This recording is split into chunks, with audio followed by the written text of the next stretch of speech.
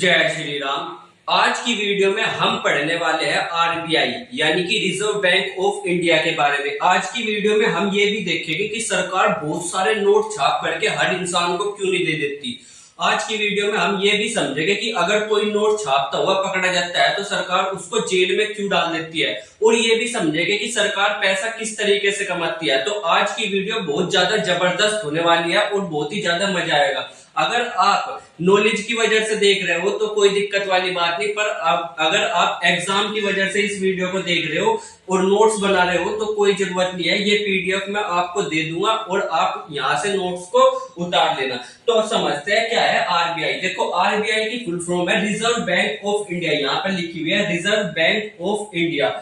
हिंदी में इसको बोलते हैं भारतीय रिजर्व बैंक। ये भारत का सबसे बड़ा बैंक है। अगर सरकार को कहीं से लोन लेना होता है तो वो किसी और बैंक के पास नहीं जाती, वो डायरेक्ट किससे लोन लेती है? आरबीआई से ही लोन लेती है। अब आप ये सोच रहे होगे कि सरकार के पास तो नोट छापने की मशीन है तो उसको क्यों लोन लेना पड़ रहा, उसको भी कर्जा लेना पड़ रहा सरकार को। तो ऐसी बात नहीं है। देखो, सरकार के पास कोई नोट छापने की मशीन नहीं होती है। ये क्या बात हुई कि सरकार के पास नोट छापने की मशीन नहीं होती? ये सही बात। नोट छापने की मशीन जिसके पास है वो है RBI, reserve bank of India, ना कि सरकार के पास। तो सरकार अलग है, आरबीआई अलग है। सरकार मतलब मोदी जी, योगी जी, ये हो गई सरकार, ठीक है। आरबीआई एक बैंक है जो कि भारत का सबसे बड़ा बैंक है और इसी के पास ही नोट छापने की मशीन है। सारे के सारे नोट जो भी छपते हैं आप देखते हो, चाहे 2 का नोट हो, 3 का नोट हो, 5 का नोट हो, 10 का नोट हो, 50 का नोट हो, सारे के सारे नोट कौन छापती है? आरबीआई छापती है।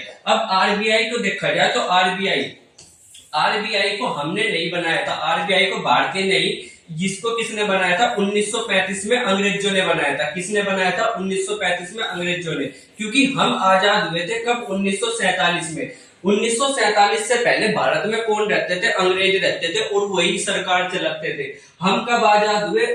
1947 में। और इस आजादी से 12 साल पहले अंग्रेजों ने ये बैंक क्या कर दिया था? बना दिया था। कितने साल? 12 साल पहले। अब क्यों बनाया था अंग्रेजों ने ये बैंक और इसका क्या मकसद था बनाने का?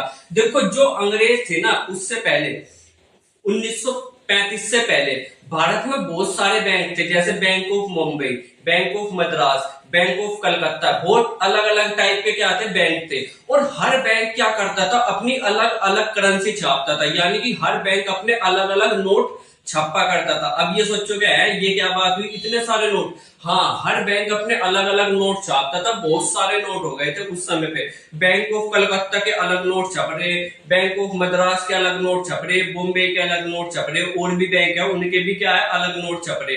तो इस वजह से क्या हो गया, मार्केट में लोगों के पास बहुत अलग अलग टाइप के नोट्स हो गए। अब अंग्रेज सरकार ने सोचा कि इस मुसीबत से कैसे बचा जाए, इतने सारे नोट अलग अलग टाइप के। तो उन्होंने कहा कि देखो, इसका कुछ ना कुछ समाधान करना पड़ेगा। और उसने इसका समाधान करने के लिए किसको दायित्व सौंपा? हिल्टन यंग को। हिल्टन यंग से पूछा गया कि क्या करा जाए भाई साहब। तो हिल्टन यंग ने कहा, देखो भाई, ऐसा है, इतने सारे अलग अलग टाइप के नोट चलेंगे तो ये बहुत ज्यादा अच्छी बात नहीं है। हमें क्या करना पड़ेगा? इन नोटों पर थोड़ा नियंत्रण, थोड़ा कब्जा रखना पड़ेगा। तो इसने कहा कि जितने भी बैंक नोट छाप रहे हो ना, जैसे कोई भी बैंक है, कोई भी बैंक उस समय का था जो नोट छाप रहा था, इनको कहा जाए कि नोट छापना क्या करा जाए? बंद करा जाए। नोट छापना बंद करा जाए। और अगर बैंक नोट छापना बंद कर देंगे तो किसी ना किसी को तो नोट छापना पड़ेगा। तो इसने ही कहा कि हम एक अपना खुद का बैंक बनाएंगे, यानी कि ये पूरी की पूरी जिम्मेदारी किसको दे देंगे? केवल एक बैंक को दे देंगे। अब हर बैंक नहीं नोट छाप सकता, केवल एक बैंक ही नोट छाप पाएगा। और इसी तरीके से क्या 1934 में, सन 1934 में क्या करा गया? एक कानून बनाया गया। कब? 1934 में एक कानून बनाया गया। उस कानून का नाम क्या था? 1934 में जो कानून बनाया गया उस कानून का नाम था रिजर्व बैंक ऑफ इंडिया अधिनियम 1934। ठीक है, रिजर्व बैंक ऑफ इंडिया अधिनियम 1934 का कानून बनाया गया। और ये कानून क्या हो गया? लागू हो गया, यानी कि अब कोई भी बैंक नोट नहीं छाप सकता था। फिर क्या करा गया? 1935 में, सन 1935 में आरबीआई की क्या करी गई? स्थापना करी गई। अब एक ऐसा बैंक भी तो चाहिए था जो नोट छापेगा। अब कानून तो 1934 में बन गया। कानून बनने में कितना ही समय लगता? 2-4 घंटे लगते ज्यादा से ज्यादा। पर बैंक बनने में तो टाइम लगता ना। क्यों?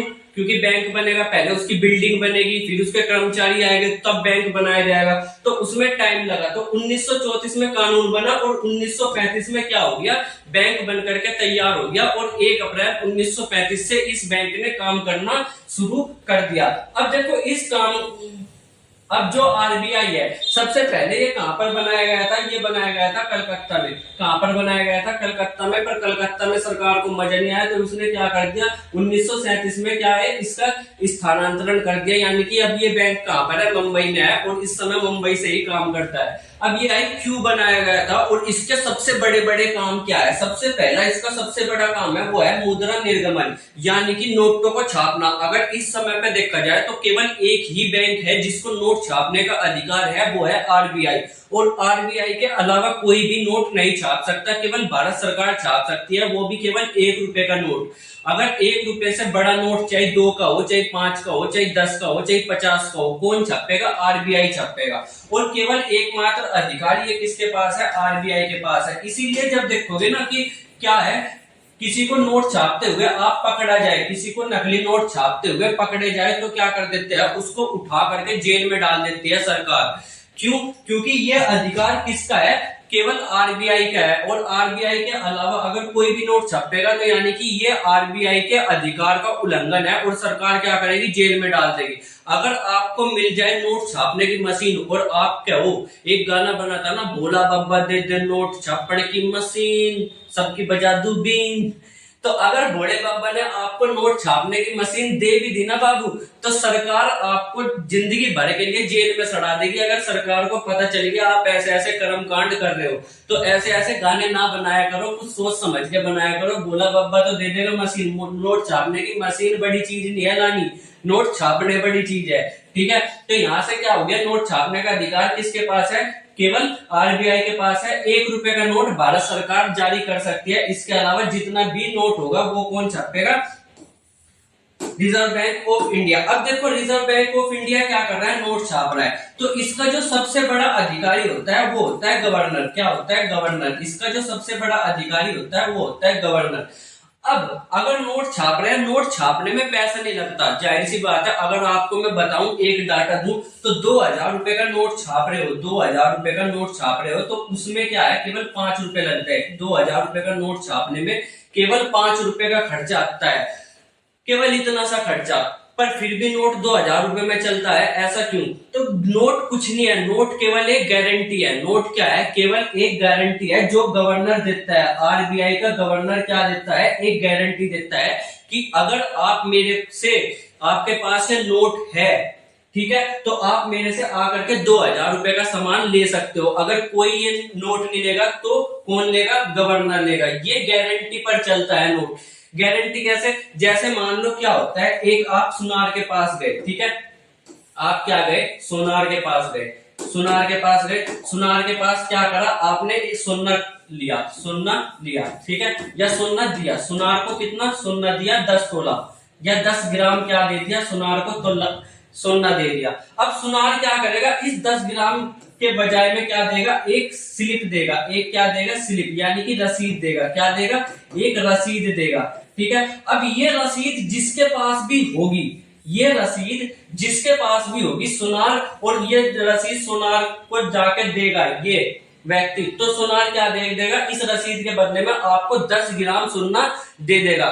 तो कीमत किस चीज की है, कीमत इस रसीद की नहीं है। कीमत क्या है, रसीद तो क्या है, 1 सेकंड में छाप सकता है कोई भी, पर रसीद के पीछे जो सोनार क्या दे रहा है, गारंटी दे रहा है, कीमत उस गारंटी की है। इसी तरीके से गवर्नर, नोट की कीमत नहीं होती, नोट केवल 5 रुपए में छप जाता है, पर गवर्नर क्या होता है, गवर्नर गारंटी देता है कि अगर आपसे इस नोट को किसी ने नहीं लिया तो मैं आपसे नोट लूंगा और इसके बदले में आपको 2000 रुपए का सामान दूंगा। और यही क्या होता है, नोट पर लिखा हुआ भी होता है। क्या लिखा होता है, मैं धारक को 2000 रुपए अदा करने का वचन देता हूं। तो उस चीज की है ये किस कीमत। अब वचन दे दिया केवल लिखने से नहीं हो जाता ना। अब जब भी कोई चीज वचन देते हैं तो सबसे पहले हम क्या करवाते हैं, उस पर साइन करवाते हैं। अगर लिखित में दे रहा तो उसका लिख के दे दिया, ये बड़ी बात नहीं है, उस पर साइन जरूर करवाते हैं कि साइन करिए, तन्ने लिख के दिया है, ठीक है। तो इसी तरीके से नोट पर क्या है, गवर्नर अपने साइन करके देता है। हर नोट पर क्या मिलेगा आपको, गवर्नर के साइन मिलेंगे। ठीक है, 1 रुपए के नोट पे नहीं मिलेंगे। क्यों? क्योंकि 1 रुपए का नोट क्या है, आरबीआई छापता ही नहीं। कौन छापता है? भारत सरकार। ठीक है, तो यहां तक आप बात सारी की सारी समझ गए होंगे कि ये किसका अधिकार है, और ये भी समझ गए होंगे कि क्यों। अब यहाँ पर आप सोच रहे होंगे कि नकली नोट छापने में दिक्कत क्या है, सरकार को कोई दिक्कत थोड़ी है। देखो ऐसा है कि अगर सोनार के पास गए, आप सोनार के पास गए, किसके पास? सोनार के पास गए।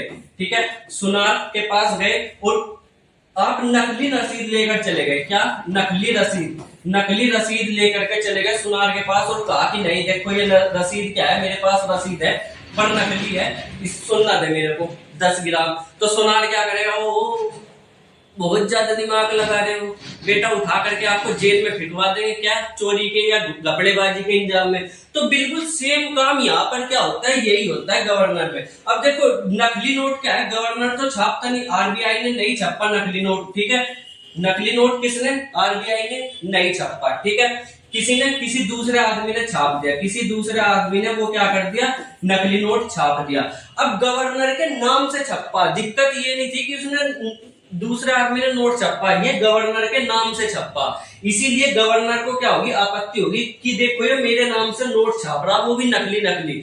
तो यहाँ पर क्या करता है गवर्नर, इस आदमी को क्या करवा देता है, जेल करवा देता है। और इसी वजह से देखा जाए तो नकली नोट छापने वाले आदमी को क्या हो जाती है, जेल हो जाती है।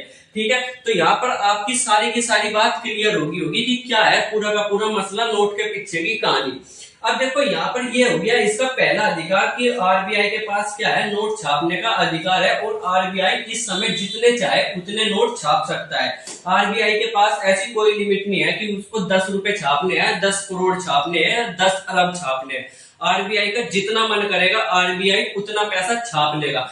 पर इस आरबीआई का दूसरा सबसे बड़ा काम है कि महंगाई को रोकना, क्योंकि आरबीआई कितने भी पैसे छाप सकता है और अगर ज्यादा से ज्यादा पैसे छापेगा तो लगातार महंगाई बढ़ेगी। अब आरबीआई महंगाई कैसे कंट्रोल करता है वो देखो। देखो सबसे पहली बात यह है कि आरबीआई क्या करता है, आरबीआई यहाँ से बहुत सारे नोट छापता है, आरबीआई बहुत सारे नोट छापता है और नोट छाप करके बैंकों को क्या देता है, ये लोन देता है। क्या करेगा, बैंकों को लोन देगा। क्या देगा, लोन देगा। फिर यही बैंक क्या करेगा, आदमियों को लोन देगा। फिर यही बैंक किसको देंगे, आदमी को लोन देंगे और आदमी के पास बहुत ज्यादा पैसा आ जाएगा। अगर आरबीआई धड़ाधड़ पैसा छाप करके, धड़ाधड़ पैसा छाप करके धड़ाधड़ बैंकों को लोन दे दे तो बैंक क्या करेगा, बैंकों के पास बहुत सारा पैसा आ जाएगा। अब बैंक क्या करेगा, अपने पास तो रखेगा नहीं, फिर बैंक भी क्या करेगा, धड़ाधड़ आदमियों को लोन देना शुरू कर देंगे।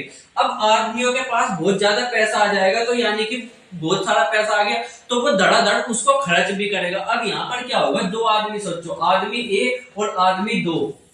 ठीक है, एक के पास ज्यादा पैसा है, कितना, 1 लाख रुपए। ठीक है, 1 लाख रुपए है, दूसरे के पास 1000 रुपए है। अब यहाँ पर क्या गए दोनों के दोनों आदमी क्या गए, एक दुकान पर गए। ठीक है, एक दुकान पर गए, किसकी, जूते की दुकान पर गए। जूते की दुकान पर जा करके दुकानदार ने दिखाया 1000 रुपए का जूता। ठीक है, दुकानदार ने दिखाया 1000 रुपए का जूता। अब यहाँ पर ये क्या करेगा, एक जिसके पास बहुत सारा पैसा है, इस समय पैसा है और पैसा जब आदमी के पास आ जाता है तो आदमी क्या है, अपने आप को बादशाह समझ लेता है कि I am the king of the world, मैं ही इस देश का राजा हूं, मैं ही सबसे बड़ा आदमी हूं, सब ये कीड़े मकोड़े क्या कर रहे हैं यहाँ पे मेरे पैक कदमों में है। तो ये क्या करेगा, पैसा आते ही इसके पास, दुकानदार के पास गया, दुकानदार ने 1000 रुपए का जूता दिया तो यहाँ पर ये क्या करेगा, 1000 रुपए दुकानदार को देगा, ये ले पकड़ दे जूता।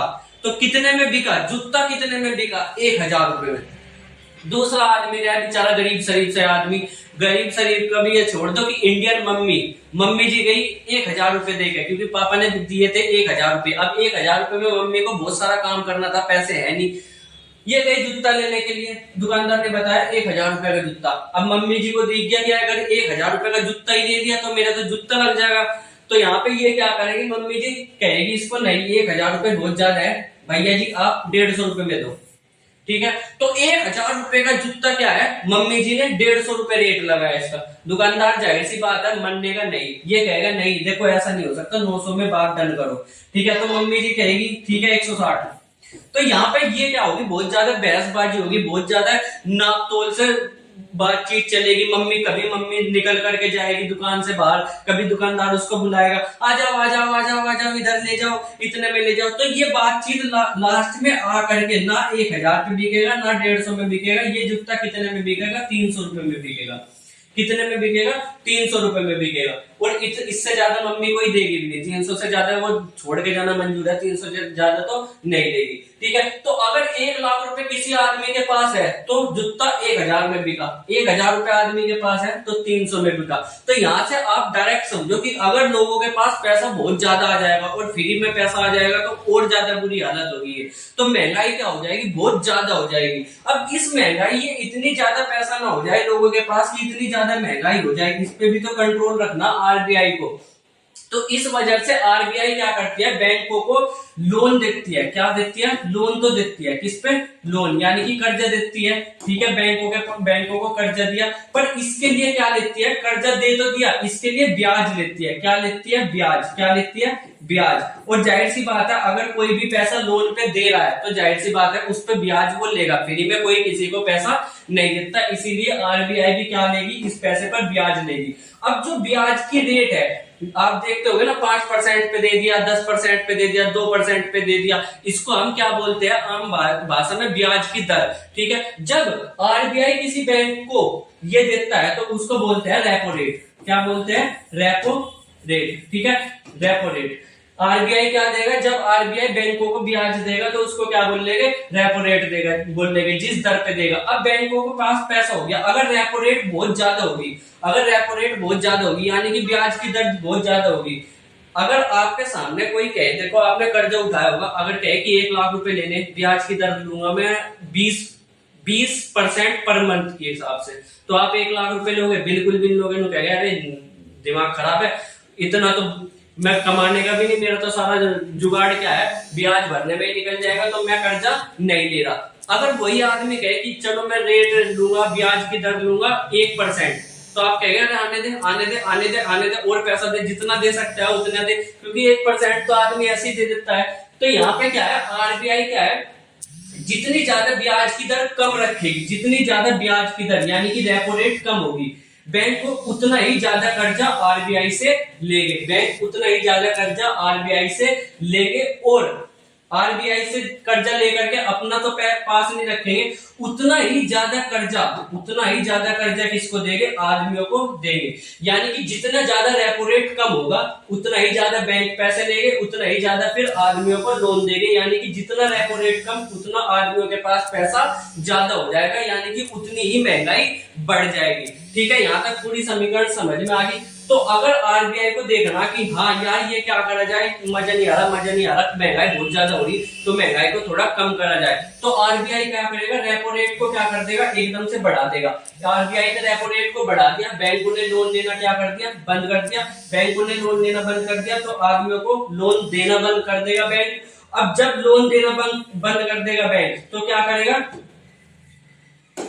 लोन देना बंद कर देगा, आदमियों के पास पैसा कम हो जाएगा। आदमियों के पास पैसा कम हो जाएगा तो महंगाई क्या हो जाएगी? घट जाएगी। तो आरबीआई के पास जो सिंपल हथियार है महंगाई को बढ़ाने का, घटाने का। देखो अब तक आपको आरबीआई के 2 सबसे बड़े काम पता चल गए, वो है पहला नोट को छापना और दूसरा महंगाई को कंट्रोल करना। तीसरा बड़ा काम जो है वो आरबीआई का है, वो है सरकार का बैंक होना। अगर किसी सरकार को, जैसे मोदी सरकार है, उसको कहीं अपने पैसे जमा करने, तो वो कहां पर जमा करती है? वो आरबीआई के पास जमा करती है। अगर सरकार को लोन लेना है तो भी किससे लेगी? आरबीआई से लोन लेगी। अब देखो यहाँ पर देखा जाए तो सरकार, आप सोचते होंगे सरकार के पास क्या है? नोट छापने की मशीन है, तो फटाफट नोट छाप करके सरकार क्यों नहीं दे देती? तो नोट छापने की मशीन किसके पास है? आरबीआई के पास है, ना कि सरकार के पास। अब जब सरकार को मान लो कोई स्कीम हो पूरी करनी हो, जैसे मोदी जी ने कहा कि मैं 15 लाख रुपए हर आदमी के खाते में डलवा दूंगा। अब जाहिर सी बात है, इसके लिए 15 लाख रुपए हर आदमी के खाते में डालने के लिए पैसा भी तो होना चाहिए सरकार के पास।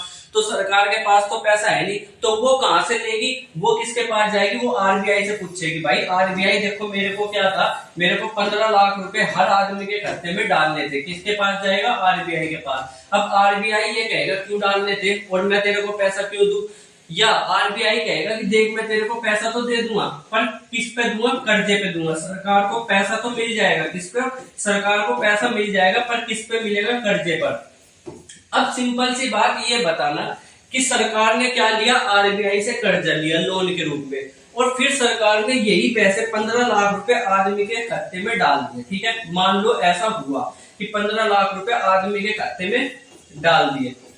अब इससे क्या मिला, एक वोट। क्या मिला इससे, एक वोट। 15 लाख रुपए एक आदमी के खाते में डालने पर क्या मिला, एक वोट मिला। इससे नुकसान क्या क्या होगा, पहले तो 15 लाख रुपए आदमी के खाते में आ गए तो हर आदमी के पास धड़ाधड़ पैसा हो जाएगा, बहुत ज्यादा तो महंगाई बढ़ जाएगी। पहली चीज ये, सरकार को आरबीआई फ्री में पैसा नहीं देगी। सरकार को आरबीआई कहेगी कि देख भाई मैं दूंगा कर्जे के रूप में, यानी कि सरकार को ये पैसा देना पड़ेगा। अब कौन इतना मूर्ख आदमी है, कौन इतनी सरकार होगी कि किसी एक बैंक से उधार लेकर कर्जे के रूप में आपको 15 लाख रुपए दे। मूर्ख होगी सरकार, ऐसी सरकार चल ही नहीं सकती है। इतना जाहिल कौन होगा, क्या आप अपने दोस्त को 1 लाख रुपए कर्जे पे उठा करके दे दोगे, जबकि आपको पता आपका दोस्त 1 लाख रुपए वापस नहीं देगा। अगर कोई ऐसे दोस्त है तो भाई मेरे को भी मिलवाओ, 10-15 दोस्त मेरे भी बनवा दो, ऐसे 1 करोड़ रुपए दे देना मेरे को, मेरी जिंदगी संभल जाएगी। ठीक है, तो इतना मूर्ख कोई नहीं होता, और अगर इतना मूर्ख है तो फिर आप में डिफॉल्ट में कमी है भाई, आप अपना इलाज करवाओ, ये गलत बात है। इस तरीके से पैसे देना, आप उसकी मदद कर सकते हो या तब दे सकते हो जब आपके पास पैसे है। अगर सरकार के पास पैसे है तो वो डाल भी दे आदमी के पास, आदमी के खाते में, पर आरबीआई से लेना पड़ेगा सरकार को पैसा, तो वो क्यों डालेगी।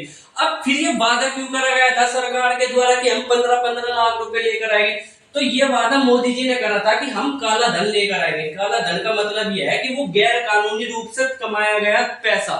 अगर वो सरकार खोज लेती तो सरकार के पास बहुत ज्यादा पैसा आ जाता, और इतना पैसा आ जाता तो वो आदमी को दे भी सकती थी। ठीक है, अब सरकार ये काला धन तो खोज नहीं पाई, आरबीआई से लोन ले नहीं सकती, इसलिए 15 लाख रुपए आदमी को मिले ही नहीं, और आदमी खुश हो गया कि हाँ मेरे को 15 लाख रुपए मिल गए। तो कहने का मतलब यह है कि सरकार को अगर पैसे कहीं से लेने हो लोन के रूप में तो वो कहां से लेता है, आरबीआई से लेता है। अगर सरकार को अपने पैसे जमा करने हो तो भी वो किसके पास करता है, आरबीआई के पास जमा करता है, यानी कि सरकार का बैंक भी कौन सा है, आरबीआई है। इसके अलावा अगर बैंकों को पैसे लेने हो उधार तो भी किससे लेंगे, आरबीआई से लेंगे, और अगर बैंक अपने पैसे किसी को जमा करते हैं तो भी वो आरबीआई को जमा करते हैं। यानी कि सरकारों का बैंक भी क्या है, रिजर्व बैंक ऑफ इंडिया, और बैंकों का बैंक भी क्या है, रिजर्व बैंक ऑफ इंडिया। यहां तक आपकी समझ में आ गई होगी। अब जो ऑप्शन नंबर 5 है, मतलब जो टॉपिक नंबर 5 है, वो है विदेशी मुद्रा प्रबंधन। देखो ऐसा है कि अब आपके दिमाग में एक सवाल जरूर आया होगा, बहुत खतरनाक, ठीक है, जो अक्सर आदमी पूछता है। ठीक है, तो सवाल क्या है कि अगर हम पैसा ले, ठीक है, हम पैसा ले, सरकार आदमियों को पैसा दे, नोट छाप करके, भले ही अगर हम आदमियों को पैसा देंगे क्या होगा, आरबीआई ने नोट छापा, ये बैंक के पास गया और बैंक से आम आदमी के पास गया, आदमी के पास गया। ठीक है, अब यहाँ पर अगर आरबीआई ने नोट छाप कर बैंक को दिया, बैंक आदमी को देगा, तो आदमी के पास बहुत ज्यादा पैसा हो जाएगा, जिससे बहुत ज्यादा महंगाई बढ़ जाएगी। ये आम सिचुएशन है। लोगों के दिमाग में ये सवाल आता है कि आरबीआई क्यों ना यहाँ पे आदमियों को देने की बजाय हम किसी दूसरे देश से कोई हथियार खरीद ले, जैसे अमेरिका से बड़े बड़े जहाज खरीद ले, तो यानी कि वो पैसा किसके पास चला गया, अमेरिका के पास चला गया, यानी कि आदमियों के पास नहीं गया वो पैसा, तो हमारी जो महंगाई बढ़नी थी वो बढ़ी नहीं। तो अगर आप ऐसा सोच रहे हो तो आपकी ये गलत बात है। क्यों गलत बात है, देखो जो हमारा पैसा है ना, जो गवर्नर है, जो नोट है, वो हमारा नोट है, उसकी रिस्पॉन्सिबिलिटी कौन लेता है, गवर्नर लेता है। पर अगर हम किसी दूसरे देश में पैसा चलाना चाह रहे, जैसे अमेरिका में चलाना चाह रहे, तो वो हमारा पैसा नहीं लेते, वो हमारे नोट नहीं लेंगे, वो कहेंगे कि मेरे को क्या लाके दो, या तो सोना लाके दो, सोना क्योंकि पूरे वर्ल्ड वाइड चलता है, या फिर ये कहेगा कि मेरे को मेरे देश का पैसा ला करके दो। जैसे अमेरिका से हमें जहाज खरीदना है तो वो कहेगा मेरे को डॉलर ला के दो, अगर चाइना से खरीदना है तो वो कहेगा मेरे पैसा यानी कि युआन ला के दो, अगर रसिया से कोई सामान खरीदना है तो वो कहेगा रुबेल ला के दो। तो यानी कि अगर आरबीआई पैसा छापता है तो वो भारत में ही चलेगा, और अगर आरबीआई ज्यादा पैसा छापेगा तो महंगाई होगी। ठीक है। अब यहाँ पर देखोगे तो हर देश की अपनी अलग अलग करेंसी होती है, हर देश की क्या होती है, अपनी अलग अलग करेंसी होती है, ठीक है, हर देश की। अब यहां से क्या है, अलग करेंसी, जैसे डॉलर, अमेरिका की करेंसी है डॉलर, ठीक है, अमेरिका की करेंसी क्या है, डॉलर है। अब डॉलर के साथ हमें क्या करना है, पैसे का आदान प्रदान यानी कि बदलाव करना है। जैसे एक सामान लेकर के दूसरा सामान हमने बेच दिया, जैसे हमने क्या लिया, चावल लिया और गेहूं उसकी जगह दे दिया। अब ऐसे ही क्या होता है, मनी में भी बदलाव होता है। अगर हमें क्या करना है, रुपए को डॉलर में बदलना है, रुपए को डॉलर में बदलना है, यानी कि रुपए लेकर के हमें रुपए दे करके डॉलर लेना है या डॉलर दे करके रुपए लेना है। तो कितने डॉलर में कितने रुपए लिए जाएंगे, कितने डॉलर में कितने रुपए आएंगे। अभी के समय में ये लगभग 90 रुपए के आसपास है, यानी कि अगर $1 हम देंगे तो हमें कितने रुपए मिल जाएंगे, 90 रुपए मिल जाएंगे। $1 90 रुपए के बराबर होता है। इसी चीज को क्या बोलते हैं, इसी चीज को बोलते हैं विदेशी विनिमय दर। ये लिख रहा, ठीक है, इसी चीज को क्या बोलते हैं, विनिमय दर। इसी चीज को विनिमय दर यानी कि एक्सचेंज रेट बोलते हैं। और ये कौन फिक्स करता है कि $1 में हमें, मतलब $1 में 90 रुपए मिलेंगे, $1 में $90 मिलेंगे, $1 में $90 मिलेंगे। ये कौन फिक्स करता है, ये करता है आरबीआई, ठीक है। तो इसका एक मेन काम ये भी है कि ये फिक्स करता है कि अगर हमें किसी दूसरे देश की करेंसी लेनी है तो उसमें हमें कितने रुपए देना पड़ेगा, ठीक है। तो ये हो गया आरबीआई का अगला बड़ा काम। अब जो इसमें सबसे बड़ा काम है, देखो आरबीआई विकासात्मक कार्य भी करता है। इसका सिंपल सा बात यह है कि अगर किसी दूसरे बैंकों को क्या करता है, लोन देता है बहुत कम रेट पर, ताकि लोग बाग क्या कर सके, विकास कर सके। जब किसी को बिल्डिंग बनानी हो, जैसे बिल्डिंग बनानी हो, सरकारी स्कूल बनाने हो या हॉस्पिटल बनाने हो, तो ये किसी संस्थाओं को बहुत कम रेट पर क्या दे देता है, लोन दे देता है, ताकि देश में विकास भी होता रहे। तो छठा इतना खास इंपॉर्टेंट नहीं है। सातवां है मुद्रा जारी करने के लिए न्यूनतम रिजर्व प्रणाली। अब आरबीआई को रखनी पड़ती है। तो इसका क्या मतलब हुआ, देखो ऐसा है कि आरबीआई बहुत ज्यादा पैसा छाप सकता है, कोई दिक्कत वाली बात नहीं, पर आरबीआई को इसके लिए कितने रुपए रखने पड़ता है, 115 करोड़ रुपए। कितने, अपने पास 115 करोड़ रुपए रखने पड़ते हैं। क्यों रखने पड़ते हैं तो देखो ऐसा है कि मेरे पास 2000 रुपए का नोट है, ठीक है, 115 करोड़ रुपए का सोना रखना पड़ता है, ठीक है, 115 करोड़ का सोना, और बाकी 85 करोड़ रुपए का क्या रखना पड़ता है, डॉलर या दूसरे देशों की करेंसी, ठीक है, जिसको हम फॉरेन रिजर्व बोलते हैं, ठीक है, दूसरे देशों की करेंसी। अब ये क्यों रखनी पड़ती है, जैसे मेरे पास 2000 रुपए है, ठीक है, अब मेरा मत्था ठिनक गया, मैंने कहा कि देखो मेरे से ये 2000 रुपए कोई ले नहीं रहा, ठीक है, अब मैं क्या करूंगा, क्योंकि गारंटी कौन देता है, पैसे अगर कोई नहीं लेगा तो आरबीआई लेगा।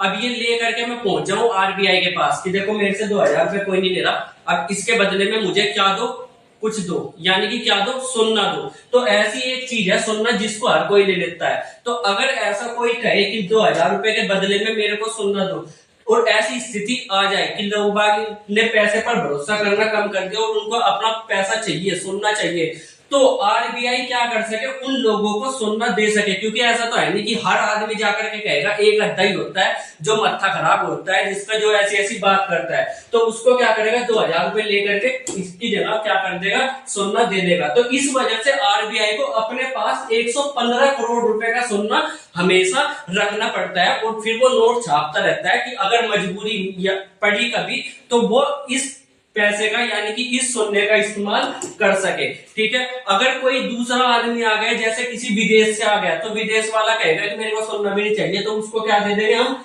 दूसरे देश की करेंसी दे देंगे। तो इसलिए आरबीआई को 200 करोड़ रुपए अपने पास रखना पड़ता है, जिसमें 115 करोड़ रुपए का सोना और 85 करोड़ रुपए की दूसरे देश की करेंसी यानी कि फॉरेन रिजर्व रखना पड़ता है। और उसके बाद वो जितने चाहे उतने नोट क्या कर सकता है, छाप सकता है, ठीक है। तो आपको पूरा का पूरा टॉपिक जो है वो समझ में आ गया होगा। मिलेगा अगली वीडियो में, तब तक के लिए बाय बाय।